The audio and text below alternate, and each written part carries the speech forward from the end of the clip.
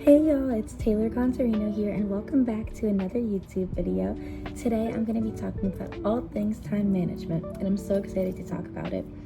As somebody who has a full-time job and is in graduate school and also tries to go to the gym every day and is usually pretty successful, tries to be a good girlfriend, tries to be a good sister, a good daughter, and a good friend, and also doing content creation, of course, and being a writer and just doing all the things, being a creative full-time. I definitely get the question a lot of, oh my god, sorry, I forgot so many other things, applying to law school, considering getting my PhD. Okay, but you get the point, and that's all that matters. So I always get asked the question how I manage my time and how I'm able to do everything. And it actually used to kind of hurt my feelings because I was like, do I seem incapable? But then after a while, I realized that at the end of the day, everyone kind of has a different approach to life and to time. And I've always just been the type of person where time is so valuable to me. So I decided to start becoming really intentional with my time. I would say probably my actually my junior year of college. I'm a first year graduate student right now at USC, and I want to say that junior year at USC is when I really decided to start being intentional with my time. And ever since then, I've been able to somehow manage going to the gym every day, working my full-time job, getting my master's degree, applying for law school, making music, being a creative, doing content, all of the things that I want to do. And at the end of the day, I think that it truly comes down to time management. I will be honest, of course, it's definitely not always easy. I mean, most of the time I'm trying to force myself to wake up closer to 6:30, 7, sometimes even earlier than that. Like, for example, tomorrow I'm going to be waking up more so 5:30, because I do have calls starting at 8:30 in the morning. And a day like today, I had class and I had my full-time job and I went to the gym.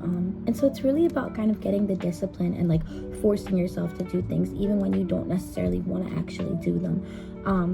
Because it's not only the right thing to do, but it's good for you and it's going to help you in the long run. I think that the strongest form of discipline is self-love.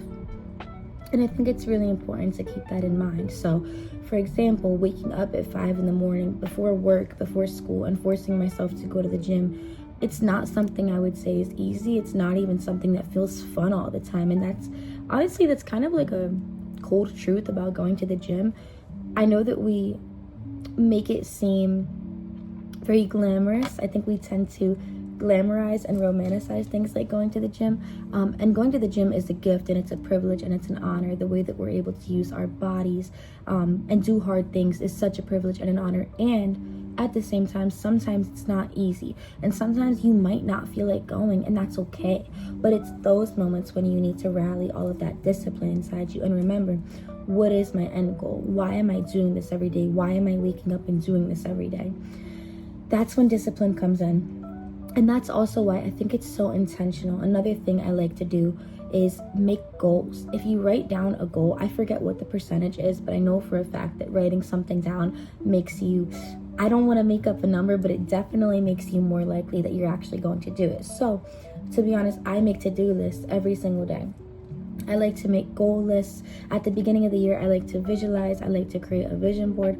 But then like every single day, just because I have so many thoughts going through my head at all times, I make sure that I write a to-do list every day, because knowing me, I know that if I don't write it down, I'm going to forget it and move on to the next thing because I get so excited about things. And it's great to be excited about things. I think that it's so incredibly important to be enthusiastic about what you do and actually enjoy what you do every day. But there's also the discipline component. And it's funny because everything I'm speaking of right now does go back to discipline. So writing things down, committing yourself to things. And then also I think it's so important just as a whole to kind of not only visualize, but be intentional about why you do things. So in the moments when I think to myself, 10 more minutes of sleep sounds really good right now, I have to remember, okay, well, why, as I lay there in my bed, why am I going to the gym? And it's for me. It's because I made a promise to myself. I think it was junior year, a couple years ago. I made a promise to myself that every single day I would give at least 1 hour to myself for my mental health and my physical health and my well-being. And whether it's going to a workout class pass is wonderful, by the way, I got myself one of them. But whether it's going to the gym for an hour, whether it's going for a run for an hour, In fact, I might do that tonight, actually. That sounds like a good idea. I just think it's so incredibly important to take at least 1 hour for yourself every day to do something that makes you feel good. And honestly, for me, the reason I do it in the morning is because we can all wake up 1 hour earlier. I mean, I don't want to speak for anyone else because I know there's always different circumstances, but for me at least, I found out over the years that I could wake up an hour earlier. I remember when I was like 19, 20, like a freshman, sophomore in college, and I thought, no, I need all the sleep I can get. I need to sleep till 9 or 10. It's nothing wrong with that, but I also had to take a second and reflect on myself and think, why am I waking up so late? Oh, I'm staying up till 2 or 3 in the morning. And it's like, okay, well, let's think about it. Why am I staying awake till 2 or 3 in the morning? Is it because I have so much work, or is it because I'm doom scrolling half the time and only doing work the other half of the time and procrastinating? So, unfortunately, the cold hard truth is, if you want to become the highest version of yourself, you do sometimes have to step back and reflect on yourself and think to yourself, okay, what is it that I not necessarily am doing wrong, but what is it that I'm doing to hold myself back? And for me, I found that procrastination was the thing that was holding me back. I'm not saying that it's easy, and I know that everyone has such accentuating circumstances. Sometimes things are simply not possible, but I do really, really believe that doing something at least for a little bit is better than not doing anything at all. So when it comes to reading a book 15 minutes a day, that's okay. Going to the gym, you have maybe 45 minutes in your schedule, just do a little cardio, maybe even a quick lifting session, that's okay. Because 15 minutes of anything is so much, miles better than doing 0 minutes of it.